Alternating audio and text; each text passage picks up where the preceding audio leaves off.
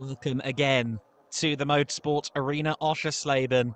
This is the penultimate weekend of the 2023 FIM Sidecar World Championship and race 2 of the weekend, the longer race, 21 laps in distance, is just a few moments away from getting started. Yesterday, it was a significant day in the overall picture of the championship. Todd Ellis and Emmanuel Clement doubling their points advantage. It was a 9-point lead coming into this weekend. It now stands at 18 points between themselves and the Birchall brothers, Ben and Tom. In the race, and indeed in the battle for third in the championship, it's Kershaw and Sherwood with a nose ahead. Your pole sitters, the number 29 crew, taking a 10-point lead now in the battle for third in the championship. They're unlikely to reach the heady heights of a runner-up position with the Birchalls at play, but they've got a more secure hold now on third in the championship. Their closest rivals in that regard being Sam and Tom Christie, who will start this race on the 34 Hannafin racing machine, the ARS Yamaha, in third place. But it is the LCR Yamaha, ARS and LCR chassis, forming the overwhelming bulk of this grid, mostly Yamaha powered. One of the few exceptions being a Honda-powered machine, that being Ben and Tom Birchall. But it was Kershaw and Charlwood that set the pace during qualifying 1 on Friday afternoon, and that is why they are in the pole position spot for this race. They'll be looking to get a good start in this one, as they did yesterday. The race yesterday was affected somewhat by red flags. There was a significant red flag delay after a collision between two of the outfits, the number 10 and the number 33 crews, Jean Holden, Ferry Sager, Max Zimmerman and Ronya Mal.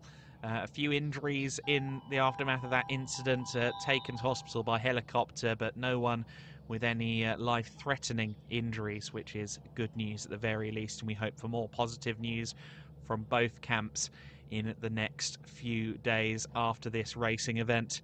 For now, though, the focus is on the remaining crews, and the focus is on the front row of the grid. Stephen Kershaw and Ryan Charlwood will lead them away on this formation lap from pole position, and they will be joined on that front row by Todd Ellis and Emmanuel Clement, the defending champions, the current championship leaders, starting from P2. The Christies in third place, ahead of Harry Payne and Kevin Rousseau.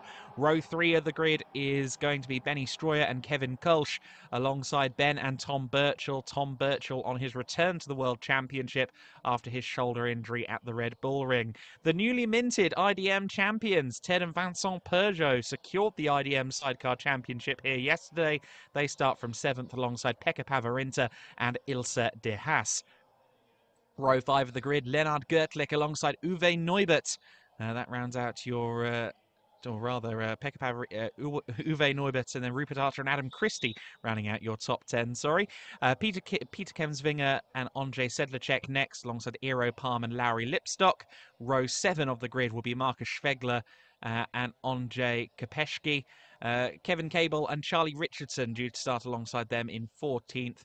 Claude Vinet and Valentin Parat should be there in 15th place alongside Pierre Lugin and Christophe Duras. Rogier Vickers and Remco Moos will start 17th place. And I believe that is the extent of our grid, which means that we're missing Tim Reeves and Mark Wilkes. So Tim Reeves and Mark Wilkes, who are registered 20th on the timing screen, it seems as though Reeves isn't there. And that is big news, because they were up there kind of towards the top half dozen or so in the championship. But Tim Reeves is not there to take the start of this race by the looks of it. That is a significant development and a huge shame as well.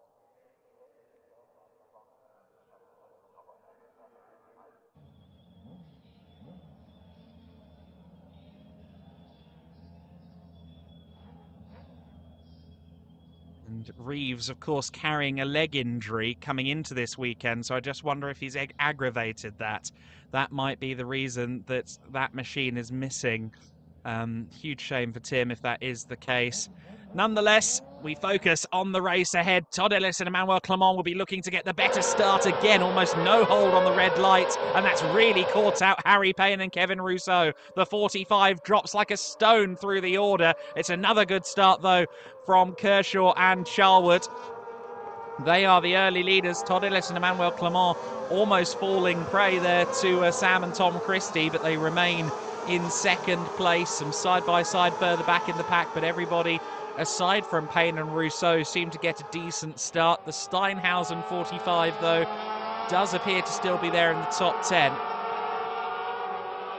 So that's something of a consolation for Harry Payne and Kevin Rousseau, but they will not be satisfied with that getaway in the slightest. Lost a lot of momentum off the line there, never really had any momentum off the line, a particularly short hold, I would say.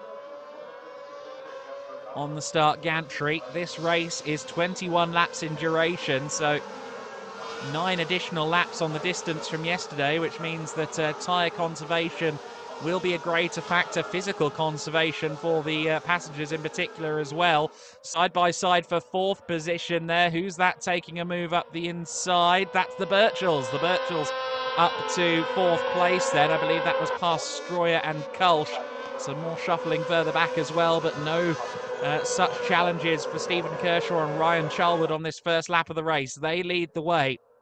They were the only outfit to go sub 1:32 here at the Motorsport Arena Oschersleben in qualifying. Hence, they are on pole position for today's race. We get a look at the restart there, or the race start there, my apologies, and really was a poor getaway, wasn't it, from Payne and Rousseau. Machine did not launch from the second row at all, unfortunately.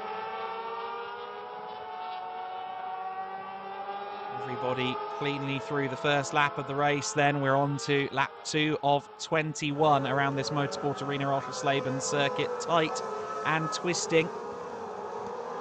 Overtaking opportunities to be had potentially at turn 3, turn 11 also as well.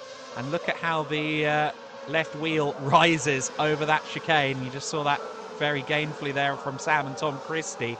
The curb really drops away, almost like a ditch on the side of the road, on the apex of turn 9, the second element of the chicane. And so you have no choice but to go wheel hopping over that section on a sidecar.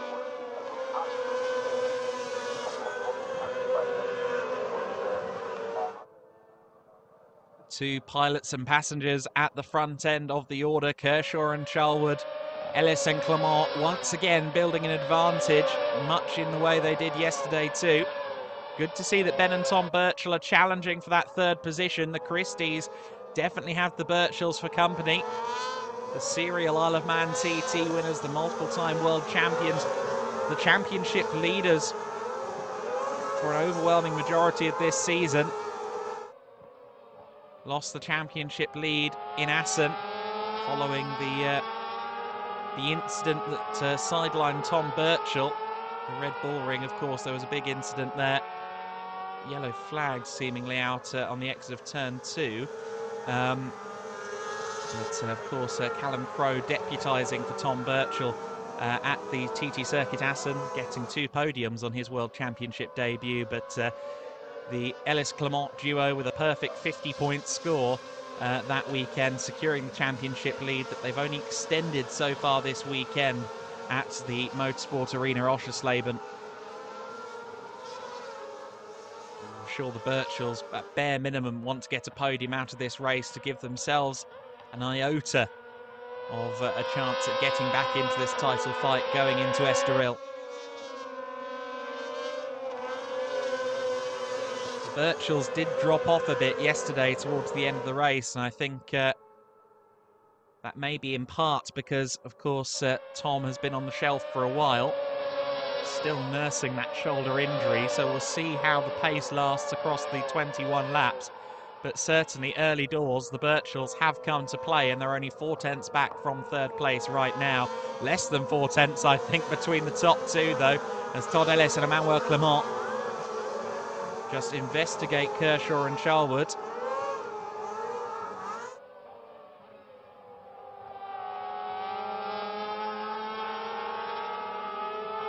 Ryan Charlwood will be conscious of the buzzing hornet on his shoulder.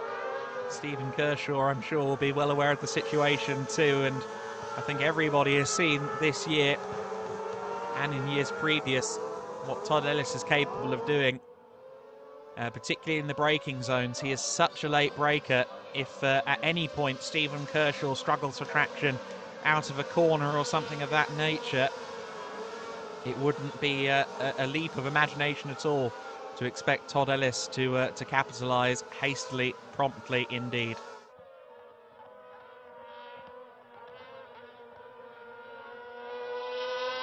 They will complete lap 4 of the race this time by. And last time by, the fastest lap of the race did go to Sam and Tom Christie. So we'll see how their pace goes, because potentially the Christies and the Birchells, the brotherly duos, could find themselves back into the scrap for the lead as well. And I'm sure the Birchells, if they sense that the Christies are gaining on the top two, they're wily veterans, they'll just stick behind and allow themselves to get towed forward into the lead scrap. Ben and Tom have been doing this for a long time, over 20 years apiece, and they aren't going to make hasty moves to battle for third if they are closing in on the leaders, and that's exactly what they are doing. Again, another 10th taken out of the gap between first and second, and then third and fourth.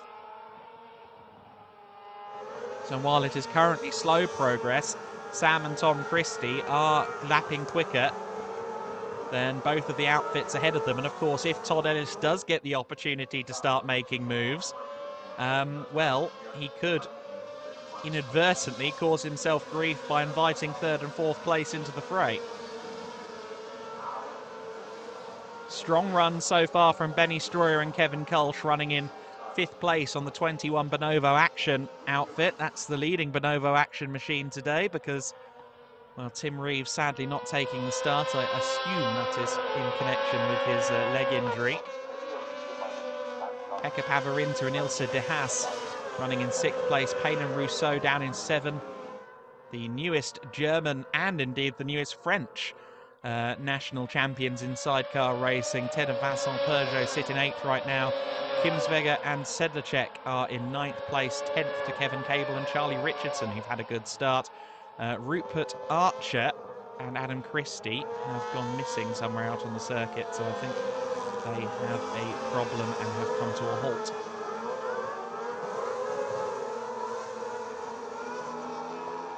This, of course, is the sister outfit to the 34, the other Hannafin Racing entry.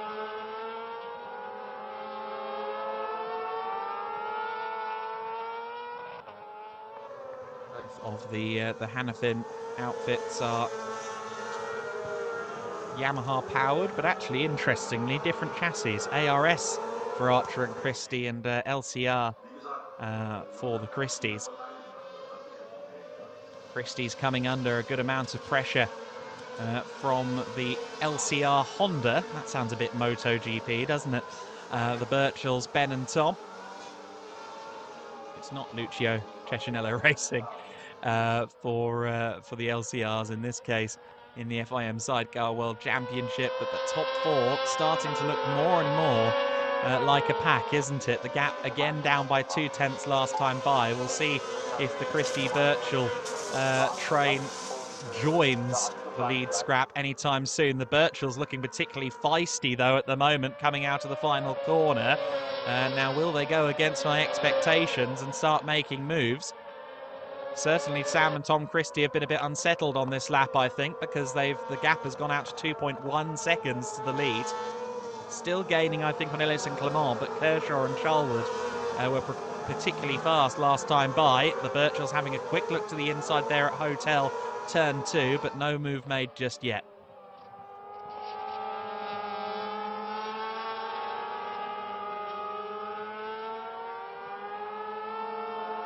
600cc sonorous singing of these sidecar machines.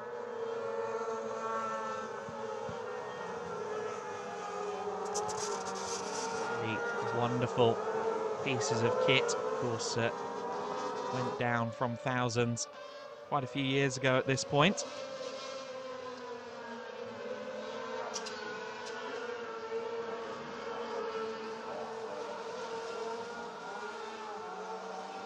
Seven of 21 already, so we're at 1/3 distance. That didn't take long.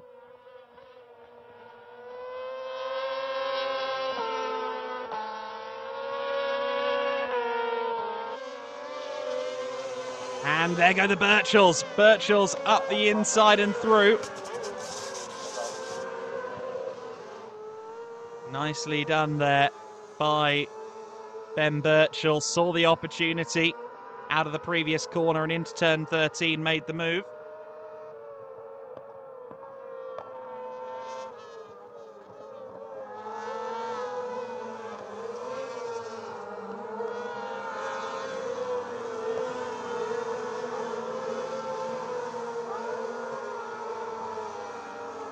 So Ben and Tom Birchall promoted to 3rd place. Now can they maybe start to haul back towards Kershaw, Charlwood, Ellis and Clement, the top two? Certainly the Birchells look like they've got the bit between their teeth today. No sign of any slowing up just yet. The gap is now out to 3.7 seconds between the lead and P3. Now, that is quite a gap, but I think it's doable. Again, particularly if the lead scrap starts to get a bit more intense. And, of course, there could be the matter of lap traffic as well. Just over the horizon, about a lap away, is the first of the lap traffic as well for the race leaders to contend with. I think that's one of the outfits that has taken a trip to the pits at some stage. That might be Schwegler and Kopecky that are just a few seconds clear of the race leaders. In fact, no, that looks like it might be Gertlich and Neubert. It's one of the Bonovo Action teams. And of course, this is the Bonovo Action Sidecar Festival. I'm sure that Bonovo Action, sad to see their sidecar flagship, Tim Reeves, not here in this race. Again, assuming that's owing to the leg injury that he's been carrying. But Reeves not in this race, just 17 starters, but still a hugely competitive field. Todd Ellis and Emmanuel Clement certainly keeping Stephen Kershaw and Ryan Charlwood honest here. They don't need wins at this point with an 18-point advantage and the Birchells behind them. However, if they can go in with a significant lead over let's say the 25 points for a race victory, that gives them that much more certainty going into the closer at Estoril in October. Real commitment to the curb there from Ellis and Clement. Proper bounce across the curb and some of the runoff area there at the chicane. I don't think I've ever seen anyone stay within the white lines at that chicane. Here at the Motorsport Arena Oschersleben, those curbs invite, and you have to try and straight line it as best as possible, but you've got to try and not carry too much speed as well, because if you run through that chicane and then compromise your run through turn 10, that's going to leave you open to competition. Another tricky point is the zone between turns 1 and 2 on this circuit. We see a lot of competitors on 2 and 4 wheels getting caught out by the nasty bump between turns 1 and 2. See there, the 45 of Payne and Rousseau is back up to 5th place. So they've managed to get past Benny Stroyer and Kevin Kulch, the Steinhausen Racing 45 crew of Payne and Rousseau. Next target is Sam and Tom Christie. So the Christies falling off the back of the Birchells now and potentially having to contend with a challenge from behind from the recovering Payne and Rousseau.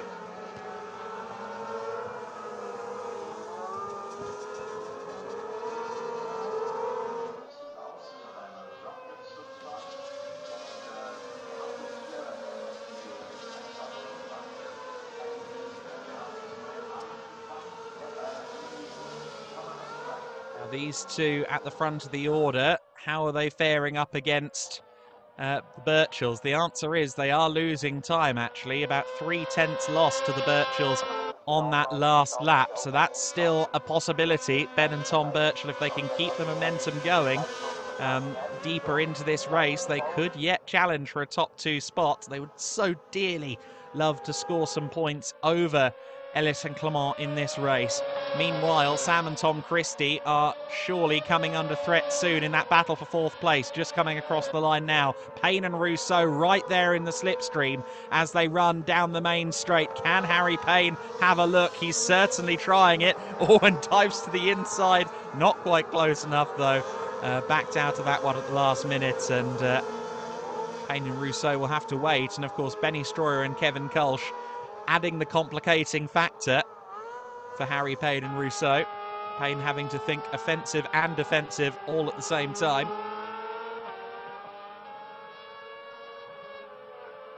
You see him there jinking to the left, heading into the triple, making sure they got the inside line for this triple apex sequence of corners into the right-handed bend that follows at turn 7. Much more camber on that corner than it looks on TV. You can carry a little bit more speed than maybe you'd think. And also, if you haven't got someone directly behind you, it sometimes makes sense to V the corner, get a better run out of the turn to carry some more speed on corner exit. But in this situation, when you've got 3 in a hair's breadth, that kind of thing goes out of the window. You need to stay on the apexes, leave the insides.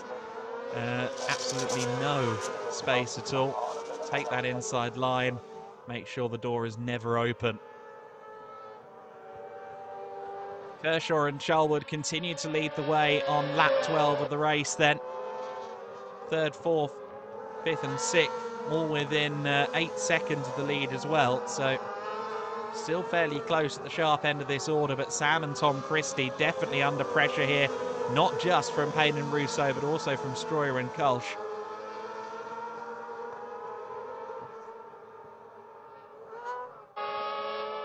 It's a 21 outfit. Stroyer has been racing sidecars since 2007, won a world title in 2015, of course. And Benny's father, Egbert Stroyer, also a world champion 3 times over in sidecar racing. And here comes, well, I thought for a moment there came Harry Payne, but not quite able to find a way by Sam and Tom Christie, shutting the door in the face of the Manx men.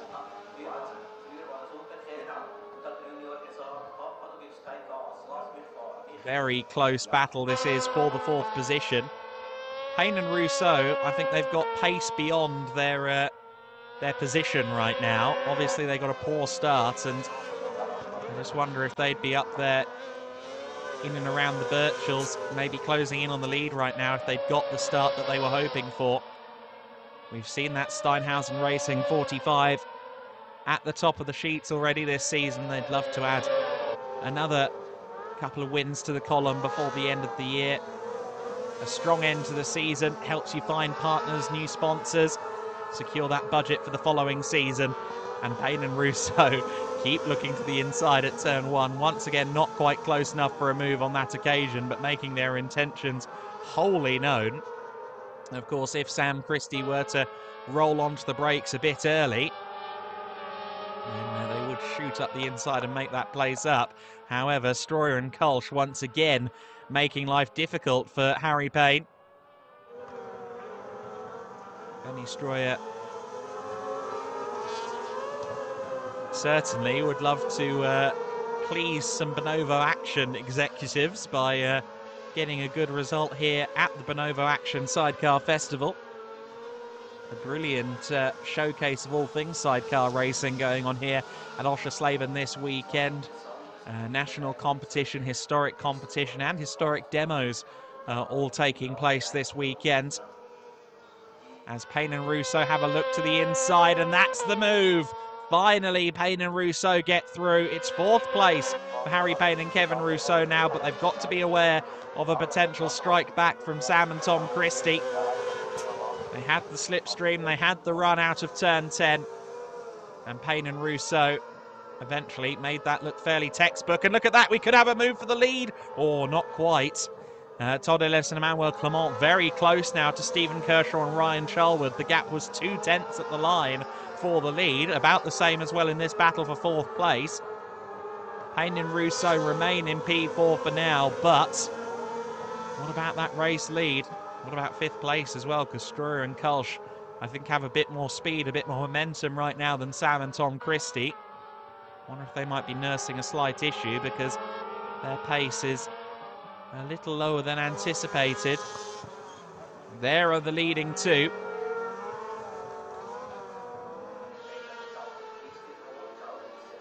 The Quattro plant-backed Kershaw Racing entry, the 29. In the race lead, we get a look back now at the Payne and Rousseau move. I initially thought that Payne and Rousseau were going to wait and bide their time for another go at turn 1. They made that call to jink to the right and go for the inside line quite late there. It was a wise move from Harry Payne. He has gained them fourth position.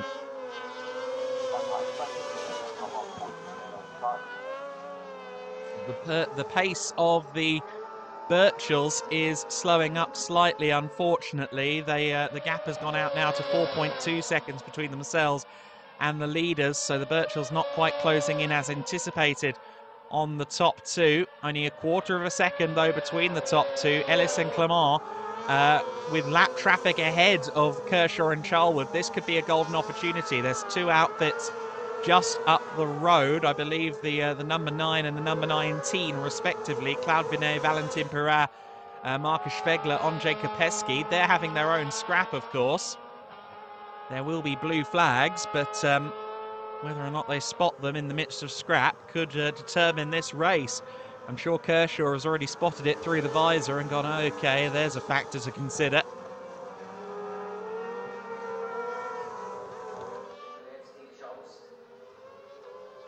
We'll see if it does factor in. We've only got just over 5 laps of this race remaining. We'll start lap 16 next time by.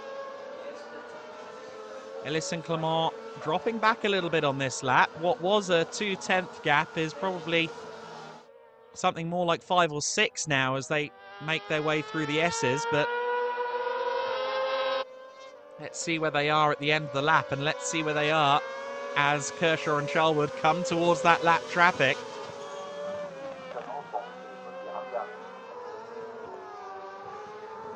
Here we are now then, both back markers being presented the blue flags. Kershaw and Charlwood managed to dispatch the first of them, managed to dispatch Schwegler and Kopeski.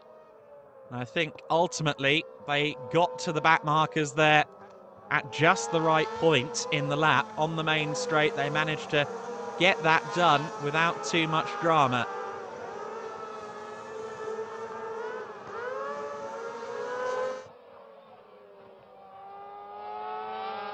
That will be a welcome relief, I'm sure.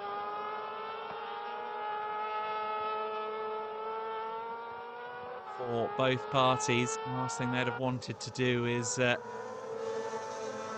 up in a situation where the race is decided like that. I'm sure they'd take the win, Ellis and Clement, if that was how it was decided. However, not to be just yet.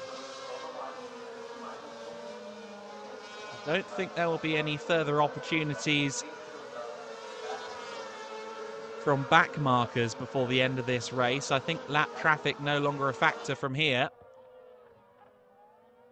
But there is, of course, still time to go here, and perhaps Ellis and Clement have just left something in the pocket to try and attack towards the end of the race.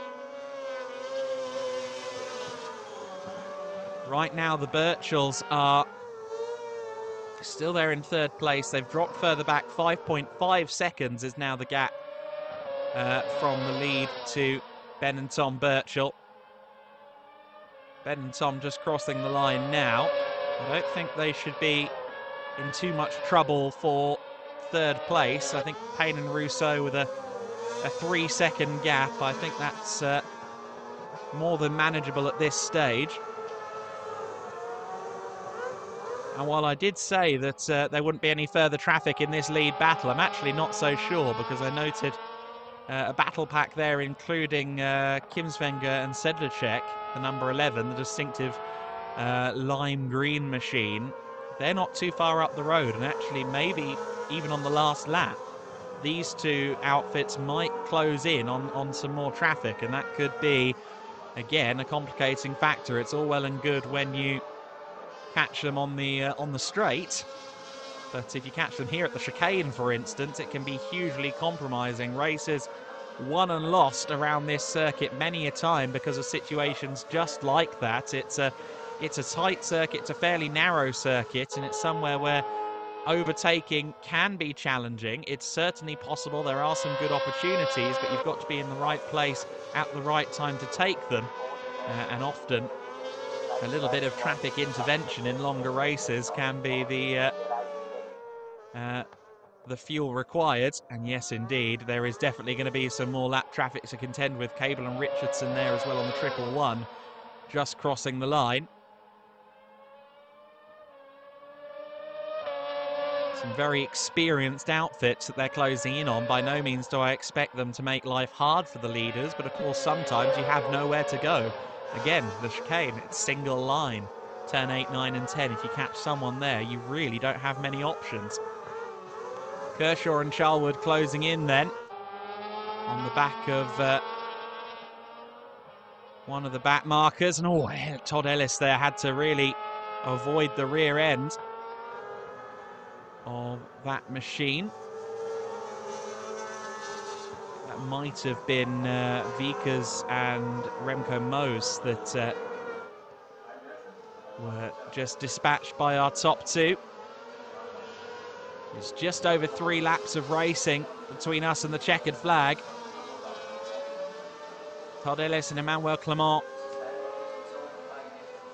seeking 25 points. 20 will do for second place. Absolutely, they'll take that going into the Estoril finale, with the Birchells finishing behind them. That will give them a 22-point lead as things stand going into the final 2 races at Estoril.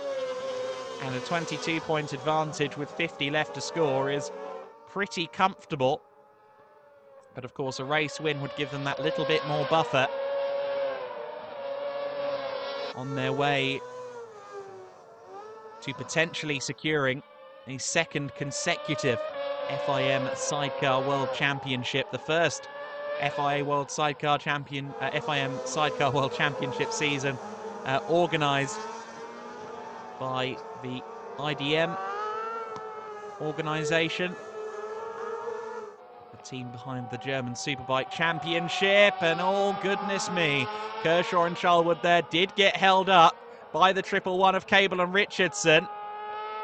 However, I think they're now going to be between the top two. Yes, so Ellis and Clement couldn't really capitalise on that. Cable and Richardson getting squeezed out of the way there by Ellis and Clement. Kershaw and Charlwood managed to dispatch Kimswenger and Sedlacek as well. So again, I think actually, if anything, the traffic went against Ellis and Clement there. It's a good little scrap on for 10th place, incidentally, between Peter Kimswenger, Andrei Sedlacek in the 11, and the 111 of Kevin Cable and Charlie Richardson. So it's 10th and 11th place, respectively, on the 11 and the 111, respectively. Kimswenger and Sedlacek seemingly with the advantage at the moment. But maybe Kevin Cable and Charlie Richardson can find an opportunity before the end of the race in that battle for 10th. Ben and Tom Birchall cross the line in 3rd, still fairly comfortably there in P3. Payne and Rousseau 3.3 seconds back, so that gap hasn't really shifted at all over the last several laps. Ben and Tom Birchall should be able to get home to a 16-point finish here, 3rd place finish. But again, that championship lead extends. They will be rueing their misfortunes at the Red Bull Ring. A comfortable championship lead, over a victory's worth of points between Ellis and Clement and the championship leading Birchells heading into race 2 at the Red Bull Ring. But of course there was that horrible incident that injured the shoulder of Tom Birchall. Callum Crowe did an admirable job at Assen, filling in for Tom. With the 16 outfit, the Wickham Blackwell by Birchall crew have found themselves on the back foot in this championship battle. And as things stand, they will lose more ground on the road to the finale at Estoril. Stephen Kershaw and Ryan Charlwood came into this weekend having not yet taken a victory in the 2023 season. They came close, of course, at the Red Bull Ring in a brilliant battle with Ellis and Clement. They took that win yesterday. And as we enter this last lap of the race, it looks very much as though history is going to repeat itself once more for the 29 crew, the Quattro Plant-backed Kershaw Racing outfit. Stephen Kershaw and Ryan Charlwood. A great combination who I think have had a little bit less luck than some around them. Of course, Kershaw, a former British champion. They were third place in last year's World Championship as well. And, well, potentially well on their way to securing third place again in this 2023 season. They will extend their advantage over the chasing outfits in the battle for third in the championship with this race win. They'll also bring themselves a little bit closer to the Birchells as well. But again, late season form means so much in motor racing. And for Stephen Kershaw and Ryan Charlwood, they have found a rich vein of form at the Motorsport Arena Oschersleben, at the Bonovo Action Sidecar Festival. It is a victory once again for Stephen Kershaw and Ryan Charlwood. They take it by 1.3 seconds over Ellis and Clement. The defending champions extend their points lead out to 22 over Ben and Tom Birchall, who take third place. A podium finish well deserved for Ben and Tom Birchall. Tom, I'm sure, competing through a lot of pain given the still healing shoulder injury. Harry Payne and Kevin Rousseau, they may have had a chance at that podium if they hadn't had such a poor start. They finish in fourth place. Sam and Tom Christie taking fifth, holding on despite Benny Stroyer and Kevin Kolsch in no uncertain terms, giving them a scrap in that race. Pekka Pavarinta and Ilse de Haas just across the line in seventh place. Next across the line in eighth overall will be Ted and Vincent Peugeot, who secured the IDM German Sidecar Championship here yesterday. This is the season finale this weekend for the German Championship, and new champions have been crowned in the form of Ted and Vincent Peugeot there, just 1 week on from their success in the French Championship. I think it's a slightly glum ride home for Ben and Tom Birchall. They have done a great job this weekend. Again, I know Tom isn't 100%. He's going with grit and nothing else, I think. He's worked very hard on therapizing and healing his shoulder. It's great to see that they're back as a complete unit once again, but they are going to be on the back foot going into the season finale at Estoril on the 29th and 30th of October. In fact, I eat my words on that because, of course, it is the 28th and 29th of October, the Saturday and the Sunday. But the final weekend of October, we will be in Portugal at the Circuito Estoril to decide the World Championship. And right now, the momentum is swinging firmly in the direction of Todd Ellis and Emmanuel Clement, who will have provisionally at least a 22-point advantage over Ben and Tom Birchall going into this weekend, or that weekend. It's as successful as you can get, though, for Kershaw and Charlwood. 2 lights to flag wins here at the Motorsport Arena, Oschersleben. Kershaw and Charlwood taking the win from Ellis and Clement. The Birchalls 3rd, Payne and Rousseau in 4th, the Christies in 5th, Stroyer and Kolsch in 6th, ahead of Pavarinter and De Hasp, the Peugeots in 8th, Parman Lipstock taking 9th, ahead of Kimswenger and Sedlacek, who just about held on in that battle against Cable and Richardson in the 10th and 11th places. Schwegler and Kopecky in 12th position in the 19. 13th place for Vickers and Moes in the on the 61. Binet and Parat on the 9 in 14th. Archer and Christie not taking the flag, but classified 15th, ahead of Gertlich and Neubert. Just the 16 finishing in that race. I don't think we got a start, unfortunately, out of Pierre Lujan and Christophe Darras as well. That was our second race of the weekend. Let's look at highlights from that one in the FIM Sidecar World Championship.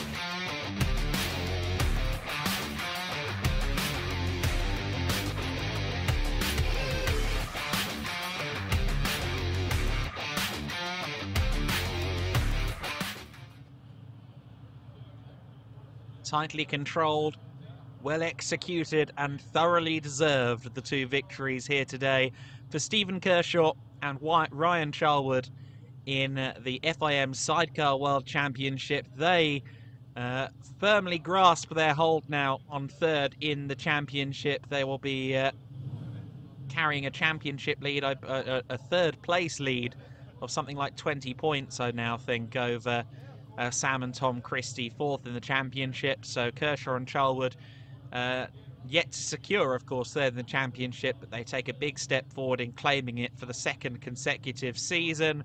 Stephen Kershaw and Ryan Charlwood will certainly leave the Motorsport Arena Oschersleben happy, as I'm sure many of these fans will, at the conclusion of the Bonovo Action Sidecar Festival.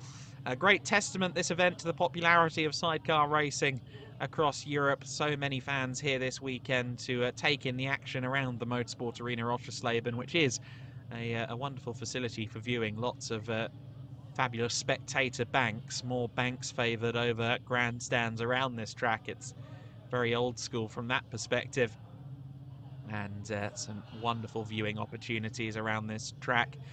And what the German faithful may have seen today is a Teutonic shift, really, in the championship that began obviously at the Red Bull Ring and has been further cemented here today at Oschersleben. 22 points, I believe, provisionally between Ellis and Clement. and the Birchells now going into the season finale at Estoril, where just 50 points are available. So it's certainly not impossible. Weirder things have happened in motorsport. In fact, they happen routinely in the world of motorsport. But Ben and Tom Birchall certainly will be fighting from underneath in the final weekend of the season at the Estoril circuit in Portugal. Of course, that is a carryover from previous seasons in the FIM Sidecar World Championship. While the calendar has looked a bit different this season, Estoril is once again the closer. The host of some fabulous moments in both motorcycle and sidecar racing, and indeed four-wheeled competition as well over the years, and a very prestigious venue to close out the 2023 FIM Sidecar World Championship with some challenging sections of track as well. And I think plenty of overtaking opportunities around that track. Of course, the long run to turn one, principal among them. I think we are in for a treat in Estoril. And Ellis and Clement, I think, will have a degree of confidence going into that weekend. And for Kershaw and Charlwood, they took the last victory of the season last year at Estoril. One would suspect that they have good reason to be optimistic too. You see there the Czech flag on that particular flagpole. We are just a few hours removed from the Czech border this weekend. I think it's about a 3-hour drive to the Autodrom Most, where of course we held an event earlier in the season. That is in itself a particularly challenging facility, the Autodrom Most, and hopefully looking forward to welcoming back that destination and our others in the 2024 FIM Sidecar World Championship season. I think we've welcomed something of a new crown jewel back into sidecar racing with the 24-hour weekend support race at the Spa-Francorchamps circuit, the wonderful 4.35-mile Belgian facility, providing some of the racing of the season in the second round. That was, of course, the home of the first victory of the year for Todd Ellis and Emmanuel Clement, who have gone great guns ever since then. No victories this weekend, of course, at the Motorsport Arena Oschersleben. However, in both races they outscored the Birchells, and that is what will count for them going into the season finale. You see the next grid heading out there on what is a packed schedule of sidecar racing at the Bonovo Action Sidecar Festival, the Camathias Cup heading out there. Some fabulous names on the entry list there in terms of the machinery. Moto Guzzi's, Ford Cosworth powered machines, BMWs, Ducatis. Quite the vast array of power plants, and indeed different chassis as well. MRE, Halle, Vermeulen.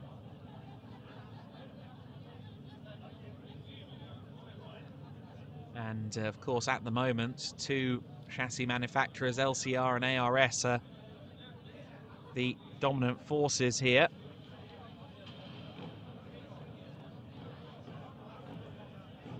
The FIM Sidecar World Championship, and Yamaha is the motor of choice for all but the Birchells, pretty much, in terms of our championship regulars, but perhaps that will diversify in seasons to come as well.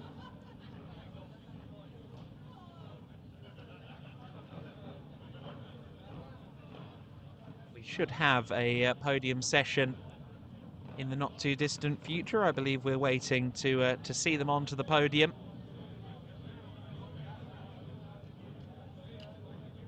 course, it will be a well-deserved win once again, a good celebration for Kershaw and Charlwood. They'll hear the British anthem. Here come the podiums now. Des zweiten Laufes hier bei uns in der Motorsportarena Oschersleben. Weltmeisterschaft Sidecar auf dem dritten Platz mit der Startnummer 16. Ben und Tom welcoming our podium onto the grid, or onto the podium.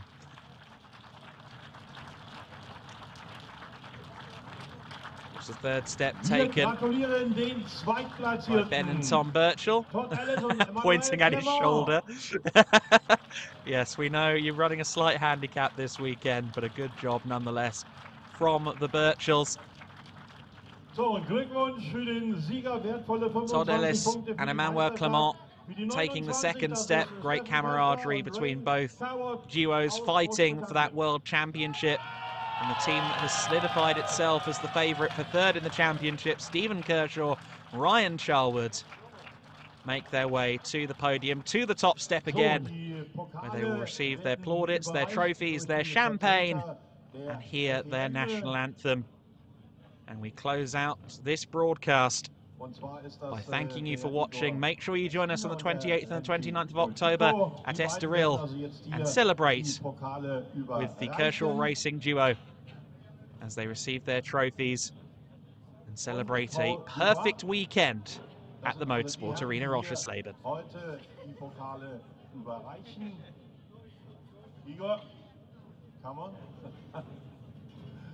So, Glückwunsch, Gratulation für die Drittplatzierten, Gratulation von Paul de Bruyne für die Zweitplatzierten, das muss er natürlich machen, das ist klar.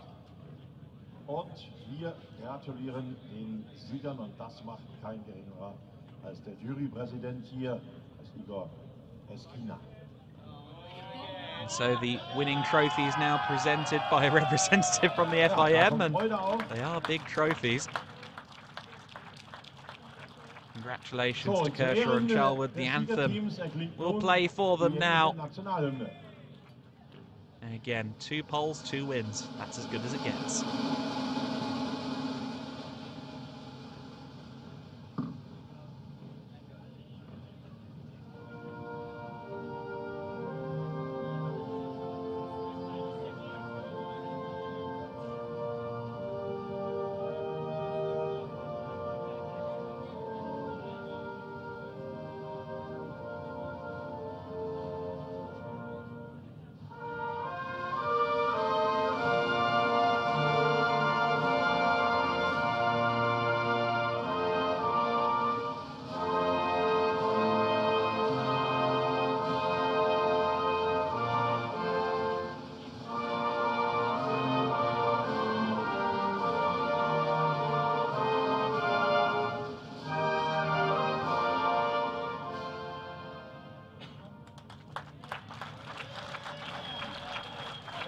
With that, the champagne will be sprayed for the final time in the World Championship this weekend. It's been a brilliant Bonobo Action Sidecar Festival here at Oschersleben, and we have an exciting prospect ahead of us heading into the finale at Estoril. Will it be Ellis and Clement that capitalise on a 22-point advantage going into the season finale, or can the Birchalls bounce back in Portugal?